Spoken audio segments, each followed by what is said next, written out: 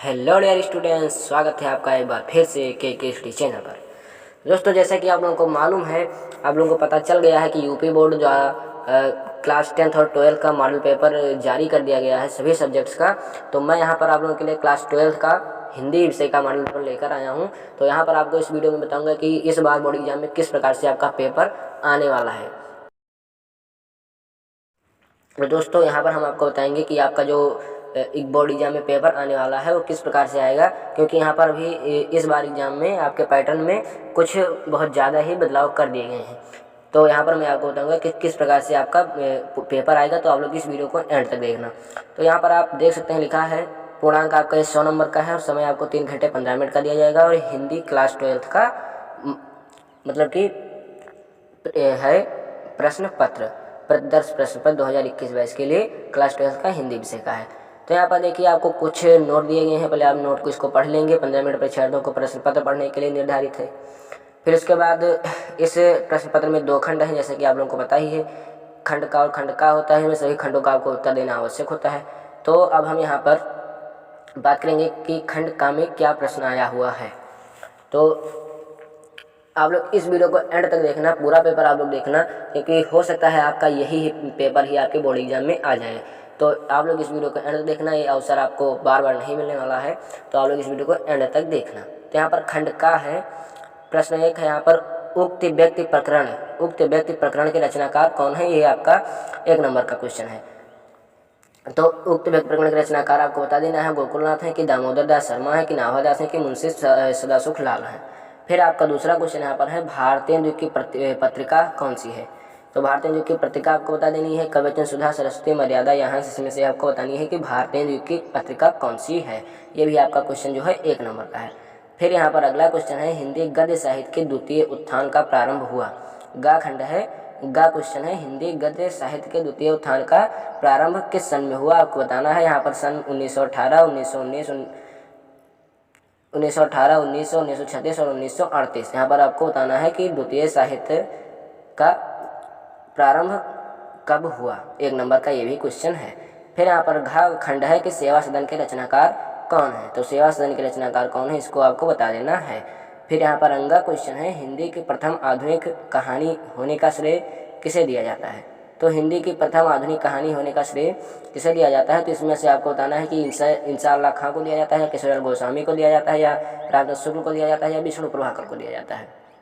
ये भी क्वेश्चन आपका 1 नंबर का है। तो ये प्रश्न 1 हो गया आपका, एक मतलब कि 5 नंबर का क्वेश्चन। यहाँ पर 5 क्वेश्चन पूछे गए हैं 1 नंबर के। तो यहाँ पर 5 नंबर आपको प्रश्न 1 में दिया गया है। फिर हम बढ़ते हैं प्रश्न 2 की तरफ। प्रश्न 2 में भी 5 खंड हैं, वो भी 1 नंबर का है, 5 नंबर का, मतलब 10 नंबर आपको बहुविकल्पीय प्रश्न के तौर पर आपको दिया गया है यहाँ पर। तो प्रश्न 2 आपको देख लेते हैं क्या है। तो प्रश्न 2 का खंड का है आदिकाल का ग्रंथ नहीं है। मतलब इसमें आपको बताना है कि जो इसमें से 4 रचनाएं ग्रंथ दिए गए हैं, उनमें से आपको बताना है कि आदिकाल का कौन सा ग्रंथ नहीं है। तो यहाँ पर आप बता देंगे कार्तिलता है, या बीसल देवरासु नहीं है, या अल्लाखंड नहीं है, पद्मावत नहीं है आदिकाल का ग्रंथ। फिर यहाँ पर खंड खा है अष्टछाप के कवियों का संबंध है भक्ति काल की किस शाखा से है। राम भक्ति शाखा से है, या ज्ञान से ही शाखा से है, या प्रेम से ही शाखा से है, या कृष्ण भक्ति शाखा से है। तो इसमें अभी आपको टिक लगा देना है, तो आपका 1 नंबर यहाँ पर बन जाएगा। फिर यहाँ पर खंड गा है, इसमें श्रृंगार और वात्सल्य रस के अमर कवि कौन है। तो केशवदास हैं, या कबीरदास हैं, या सूरदास हैं, या कविवर बिहारी जी हैं। श्रृंगार और वात्सल्य रस के अमर कवि, तो यहाँ पर आपको बता देना है। ये भी 1 नंबर का क्वेश्चन है। फिर खंड घा है चांद का मुँह टेढ़ा रचना किस विधा पर आधारित है। तो चांद का मुँह टेढ़ा रचना आपको बताना है कि काव्य है, या उपन्यास है, या निबंध है, या कहानी है। फिर अंगा यहाँ पर है कबीर बाणी के डिक्टेटर हैं, कथन किसका है। मतलब कबीर बाणी के डिक्टेटर हैं, ये कथन किसने कहा है। या आचार्य हजारी प्रसाद द्विवेदी जी ने कहा है, या जयशंकर प्रसाद जी ने कहा, या रामचंद्र शुक्ल जी ने कहा, या नंद दुलारे वाजपेयी जी ने कहा है। तो ये था 5 क्वेश्चन यहाँ पर प्रश्न 2 में। ये भी 1 नंबर का है, तो 5 नंबर यहाँ से आपको मिला। मतलब टोटल यहाँ पर प्रश्न 1 और प्रश्न 2 को मिलाकर आपको 10 नंबर का क्वेश्चन यहाँ से पूछ लिया गया है। अब हम बढ़ते हैं प्रश्न 3 की तरफ। प्रश्न 3 यहाँ पर है निम्नलिखित गद्यांश का संदर्भ देते हुए नीचे दिए गए प्रश्नों का उत्तर दीजिए। यहाँ पर आपसे 5 प्रश्न पूछा गया है नीचे। तो इस गद्यांश को पढ़कर, इस गद्यांश पर ही आधारित है प्रश्न जो आपका पूछा गया है।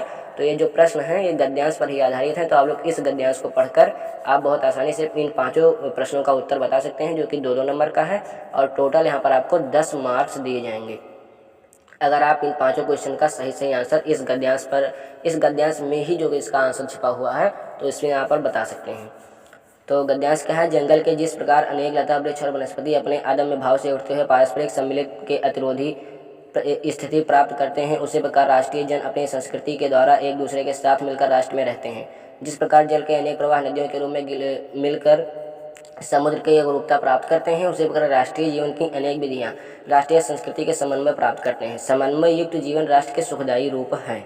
तो इसमें आपको प्रस्तुत गद्यांश का पाठ एवं लेखक का नाम लिखना है। प्रश्न 1 है, तो अगर आप पाठ और लेखक का नाम लिख देंगे 2 नंबर आपको यहाँ पर मिल जाएगा। रेखांकित अंश की अगर व्याख्या कर देंगे, रेखांकित अंश करना है समन्वय युक्त जीवन राष्ट्र का सुखदायी रूप है, इसकी आपकी व्याख्या कर देनी है 2-3 लाइन में, तो यहाँ पर आपको 2 नंबर दे दिया जाएगा।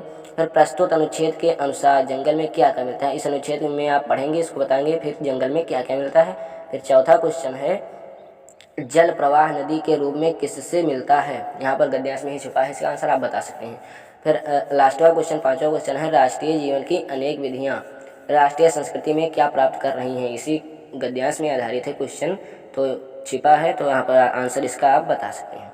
या फिर आप अथवा लगाकर आपको एक और दिया गया है, ऑप्शनल है ये, या फिर आप इसका मतलब कि आंसर लिखें या फिर इस गद्यांश का आंसर लिखें, ऑप्शनल है यहाँ पर। तो यहाँ पर क्या है, नए शब्द नए मुहावरे यानी नई रीतियों के प्रयोग से मुक्त भाषा की व्यवहारिक प्रदान करता है। भाषा आधुनिकता लाना है। दूसरे शब्दों में केवल आधुनिक युगीन विचारधाराओं के अनुरूप नए शब्दों के गढ़ने मात्र से भाषा का विकास नहीं होता, वरन नए परिभाषिक शब्दों को एवं नूतन शैली प्रणालियों को व्यवहार में लाना ही भाषा को आधुनिकता प्रदान करना है। तो इसमें से आपको 5 प्रश्न पूछे गए हैं, इसका आप आंसर बता देंगे तो यहाँ से आपको 10 नंबर मिल जाएगा। तो प्रस्तुत गद्यांश का पाठ एवं लेखक का नाम लिखना है, रेखांकित अंश की व्याख्या करनी है। 2 क्वेश्चन सेम ही हैं, उसमें भी और इसमें भी। फिर तीसरा क्वेश्चन है, किन किन प्रयोगों से भाषा आधुनिक बनती है, इसी गद्यांश में लिखा गया है, यहाँ से आप बता सकते हैं इसका आंसर। भाषा का विकास कब नहीं होता है, इसी गद्यांश में है, आप यहाँ से ढूंढ कर बता सकते हैं। फिर नए शब्द गढ़ने मात्र का क्या तात्पर्य है, स्पष्ट कीजिए। तो अगर आप इसको वेरी केयरफुली इस पैसेज को पढ़ेंगे, मतलब इस गद्यांश को आप बहुत ध्यानपूर्वक पढ़ेंगे, तभी आप इसका आंसर बता सकते हैं, अन्यथा आप इसका आंसर नहीं बता पाएंगे और कुछ आप गलत लिख देंगे तो 2 नंबर के स्थान पर आपको 1 ही नंबर दिया जाएगा। तो जहाँ आपको 10 नंबर 10 में 10 मिलने का चांस यहाँ पर है, तो 10 में हो सकता है आपको 6-7 नंबर ही मिले। तो आप लोग बहुत ध्यान से इस पैसेज को पढ़िएगा। फिर हम बढ़ते हैं और क्वेश्चन की तरफ। यहाँ पर पद्यांश पर आधारित प्रश्नों के उत्तर आपको लिखने हैं, ये भी 5 × 10 मतलब 5 क्वेश्चन 2-2 नंबर के हैं, तो यहाँ से आपको 10 नंबर दिया जाएगा पद्यांश पर आधारित। तो ये पद्यांश है, नील प्रधान बीच सुकुमार खुल रहा मृदुल अधखुला अंग, खिला हो जो बिजली का फूल मेघवन बीच गुलाबी रंग। यहाँ से आपको बताना है प्रस्तुत पद्यांश के पाठ एवं कवि का नाम यहाँ पर आपको लिखना है। फिर रेखांकित अंश की व्याख्या आपको करनी है। फिर मेघवन बीच गुलाबी रंग में कौन सा अलंकार है, ये आपको बता देना है। फिर नीले वस्त्र में लिपटी नायिका की छवि कैसी दिख रही है, यहाँ पर आप अगर इस कविता को पढ़े होंगे तो आपको बहुत अच्छे तरीके से मालूम होगा। परिधान और मृदुल शब्द का अर्थ बताइए। तो यहाँ से आप 5 प्रश्न का उत्तर बता सकते हैं, जो कि 2 नंबर का है, तो 10 नंबर यहाँ से आपको मिलेगा। ये भी आपका क्वेश्चन जो है प्रश्न 4, ये भी ऑप्शनल है। यहाँ पर अथवा लगाकर एक और यहाँ पर पद्यांश दिया गया है, इसमें आपको प्रश्न का उत्तर बता देना है। तो इस धारा सा ही जग का क्रम, शाश्वत इस जीवन का उद्गम, शाश्वत है गति शाश्वत संगम। यहाँ से आपको बताना है, इसको पैराग्राफ को पढ़कर इस पद्यांश को आपको यहाँ पर प्रश्न कुछ पूछे गए हैं, देखते हैं प्रश्न क्या है। तो प्रस्तुत पद्यांश के पाठ एवं कवि का नाम लिखना है आपको, रेखांकित अंश की व्याख्या करनी है। रेखांकित अंश ऊपर का ही 2 लाइन है, रेखांकित है, इसकी आपको व्याख्या कर देनी है। फिर है, नाव की गति को देखकर कवि के मन में कैसे विचार आ रहे हैं, ये भी आप इससे पढ़कर बता सकते हैं, अगर आपने बहुत ध्यानपूर्वक इसको पढ़ा होगा। फिर कवि के अनुसार जीवन में क्या शाश्वत है, ये भी आप बता सकते हैं। फिर इस धारा सा जग का क्रम में कौन सा अलंकार है, ये आपको बता देना है इस पैराग्राफ से। तो ये होगा प्रश्न 4 तक मैंने डिस्कस कर लिया है। अब हम बढ़ते हैं प्रश्न 5 की तरफ। प्रश्न 5 आपका है, निम्नलिखित में से किसी एक लेखक का जीवन परिचय देते हुए उनकी कृतियों का उल्लेख करना है। यहाँ पर जीवन परिचय 3 नंबर का है, उनकी कृतियों का उल्लेख करेंगे 2 नंबर आपको मिलेगा, टोटल यहाँ से 5 नंबर इसका दिया जाएगा। और शब्द सीमा आपका 80 शब्द है। यहाँ पर देखते हैं कौन से लेखक दिए गए हैं। वासुदेव शरण अग्रवाल का है आप जीवन परिचय और रचना, उनकी रचना का उल्लेख कीजिए, या पंडित दीनदयाल उपाध्याय के जीवन परिचय उनकी रचना का उल्लेख कीजिए, या प्रोफेसर जी सुंदर रेड्डी का कीजिए। तो 3 लेखक यहाँ पर दिए गए हैं, उनका जीवन परिचय सहित आपको उनकी रचनाओं का उल्लेख करना है। फिर खंड खा, इसमें निम्नलिखित में से किसी एक कवि का जीवन परिचय देते हैं उनकी कृतियों का उल्लेख कीजिए, ये भी आपके शब्द सीमा 80 नंबर का है। तो कवि का जीवन परिचय उनकी कृतियों का उल्लेख करना है। कवि हैं जयशंकर प्रसाद, रामधारी सिंह दिनकर, सूर्यकांत त्रिपाठी निराला या अयोध्या सिंह उपाध्याय हरिऔध। तो यहाँ से आप बता सकते हैं, यहाँ से आप 5-5 10 नंबर जीवन परिचय और रचनाओं पर पा सकते हैं, अगर बहुत ध्यानपूर्वक इसको आप लिखेंगे तो। फिर प्रश्न 6 यहाँ पर है, कहानी तत्वों के आधार पर पंचलाइड अथवा बहादुर कहानी की समीक्षा कीजिए। मतलब कहानी तत्वों के आधार पर पंचलाइड कहानी है या बहादुर कहानी है, इसमें से आप किसी एक की समीक्षा कर सकते हैं। शब्द सीमा 80 शब्द है जो कि 5 नंबर का है। या फिर ये भी ऑप्शनल है, कर्मनाशा की हार कहानी के प्रमुख पात्र का चरित्र चित्रण कीजिए। या फिर आप इसका कीजिए या फिर इसका कीजिए, ऑप्शनल है, इसमें किसी एक का आपको करना है जो कि 5 नंबर का है। फिर प्रश्न 7 है, स्वपठित खंडकाव्य के आधार पर निम्नलिखित प्रश्नों में से किसी एक प्रश्न का संक्षिप्त उत्तर दीजिए, 5 नंबर का है। अधिकतम शब्द सीमा 80 वर्ड है यहाँ पर। तो यहाँ पर देखिए, स्वपठित खंडकाव्य के आधार पर मतलब आपने जो खंडकाव्य पढ़ा है उसका आपको चरित्र प्रकाश डाल दीजिए या कथा वस्तु का संक्षेप में लिखिए। यहाँ पर ध्यान रहे कि आपके जो जिले में जो खंडकाव्य चलता है उसका अगर आप लिख देंगे तो ज़्यादा बेहतर रहेगा। तो आप लोगों को पता होगा कि आपके ज़िले में कौन सा खंडकाव्य चलता है, तो उसका आप लोग लिखेंगे तो यहाँ से आपको 5 नंबर दिया जाएगा।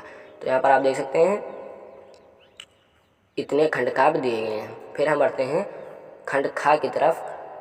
खंड खा यहाँ पर आपको दिया गया है, गद्यांश का संदर्भ सहित हिंदी में अनुवाद कीजिए। अनुवाद संस्कृत का है, ये 7 नंबर का है, हिंदी में अनुवाद करना है आपको संदर्भ सहित।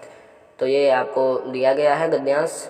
योका मालवीय स्वकीन प्रभावपूर्ण भाषणेन जनानां मनासिम अमोहयत, इसको यहाँ पर दिया गया है। इसका ये भी ऑप्शनल है, यहाँ पर आप ऊपर वाले गद्यांश का संदर्भ सहित हिंदी में अनुवाद कीजिए। या फिर यहाँ पर दिया गया है अतीत प्रथम कल्पे चतुष्पदा सिंह राजान कुर्वनम, यहाँ से आपको इस गद्यांश का या आप संदर्भ सहित हिंदी में अनुवाद कीजिए। तो ये ऑप्शनल है दोनों, किसी एक का कर देंगे तो आप 7 नंबर पा जाएंगे यहाँ से संदर्भ सहित हिंदी में अगर अनुवाद कर देते हैं तो यहाँ पर हम बढ़ते हैं खंडखा की तरफ। इसमें खंडखा है, निम्नलिखित श्लोकों का हिंदी में संदर्भ सहित आपको अनुवाद करना है, ये भी 7 नंबर का है, संदर्भ सहित हिंदी में आपको अनुवाद करना है। तो देखते हैं श्लोक क्या है। भाषासु मुख्या मधुरा दिव्या गीर्वाण भारती तस्या ही मधुरम काव्यम तस्मादपि सुभाषितम, अथवा ये भी ऑप्शनल है, ज्ञाने मनोम क्षमा शक्त्यो त्यागे श्लाघाविपर्यया गुणानुबंधित्वात् तस्य प्रशस्व इव, इसमें से आपको किसी एक का हिंदी में संदर्भ सहित अनुवाद करना है। 7 नंबर का यहाँ पर आपको क्वेश्चन है। फिर हम प्रश्न 9 की तरफ बढ़ते हैं। प्रश्न 9 यहाँ पर है, हिंदी में से किसी दो का निम्नलिखित में से किसी दो का संस्कृत में उत्तर देना है, 2 का संस्कृत में उत्तर देना है। हर प्रश्न आपका 2-2 नंबर का है, 4 नंबर का यहाँ पर क्वेश्चन पूछा गया। तो यहाँ पर प्रश्न है, संस्कृत साहित्य प्रमुखा कवयम के सन्ति। दूसरा क्वेश्चन है, किम धनम सर्वा प्रधानम। तीसरा क्वेश्चन है, ज्ञानमय प्रदीपा केन प्रज्वलित। और चौथा क्वेश्चन है, दिलीपा कस्य प्रदेशस्य राजा आसीत। इसमें से किसी 2 का आपको संस्कृत में उत्तर देना है, 2-2 नंबर का है, 4 नंबर का है क्वेश्चन है। फिर 10वां क्वेश्चन है, श्रृंगार रस अथवा करुण रस की परिभाषा लिखकर उसका उदाहरण दीजिए। 1-1 नंबर मतलब 2 नंबर का है। श्रेयस अलंकार अथवा दृष्टांत अलंकार की परिभाषा उदाहरण सही लिखिए, 2 नंबर का है। चौपाई छंद अथवा दोहा छंद की परिभाषा उदाहरण सहित लिखिए, ये भी 2 नंबर का है। तो यहाँ से प्रश्न 10 में आपको का ख गा 3 खंड दिए गए हैं, रस छंद अलंकार से जो कि संबंधित है। यहाँ पर आपको टोटल मिलाकर 6 नंबर दिए गए हैं। फिर प्रश्न 11 है, निम्नलिखित में से किसी एक विषय पर आपको निबंध लिखना है, 9 नंबर का है।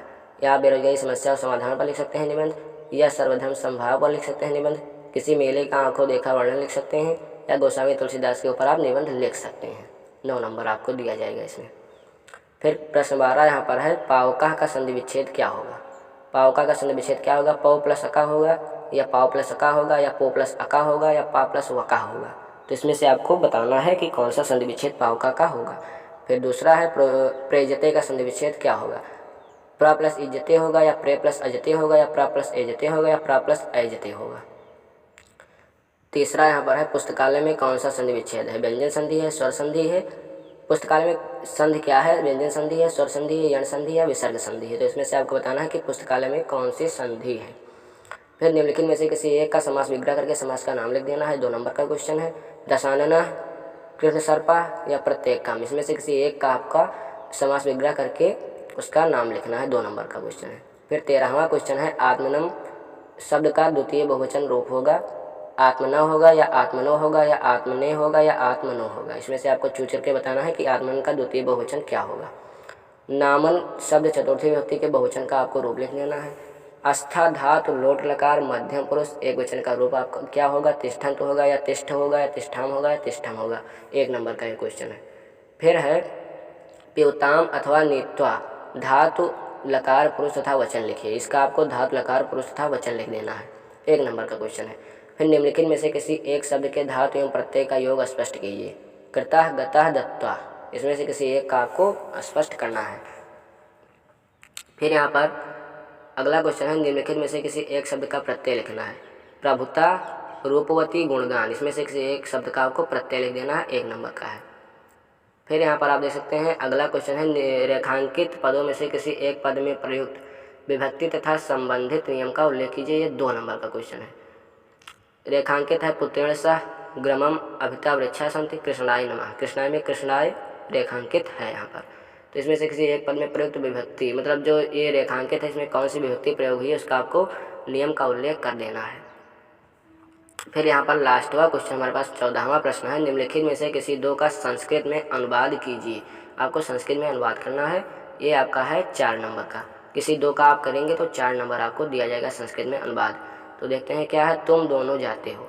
तुम दोनों जाते हो का आप संस्कृत में अनुवाद कीजिए, या गाँव के चारों ओर वृक्ष है, या मैं तुम और कृष्ण विद्यालय जाते हैं, या गाय से दूध दूहता है और पिता पुत्र को धर्म समझाता है। इसमें से किसी 2 का आपको संस्कृत में अनुवाद कर देना है। यहाँ से आपको 4 नंबर दिया जाएगा। तो दोस्तों ये था हिंदी क्लास 12th का मॉडल पेपर जो मैंने आप लोगों के साथ डिस्कस किया। आशा और उम्मीद है कि आप लोगों को ये पसंद आया होगा, आप लोगों के लिए कुछ हेल्पफुल रहा होगा। अगर आप लोगों को पसंद आया, आप लोगों के लिए कुछ हेल्पफुल रहा हो तो प्लीज़ वीडियो को लाइक करें, ज़्यादा से ज़्यादा शेयर करें। अपने चैनल पर नए आए हो तो चैनल को सब्सक्राइब कर बेल आइकन को प्रेस कर दें, ऑल नोटिफिकेशन पर भी क्लिक कर दें, जिससे आने वाली हर रिसेंट वीडियो आप तक पहुँचती रहे सबसे पहले। क्योंकि मैं इसी तरीके से रोज़ आपको मॉडल पेपर सभी क्लास का और सभी सब्जेक्ट्स का प्रोवाइड कराता हूँ। तो आप लोग इस चैनल को सब्सक्राइब जरूर करें। Thanks for watching and visit again in this channel.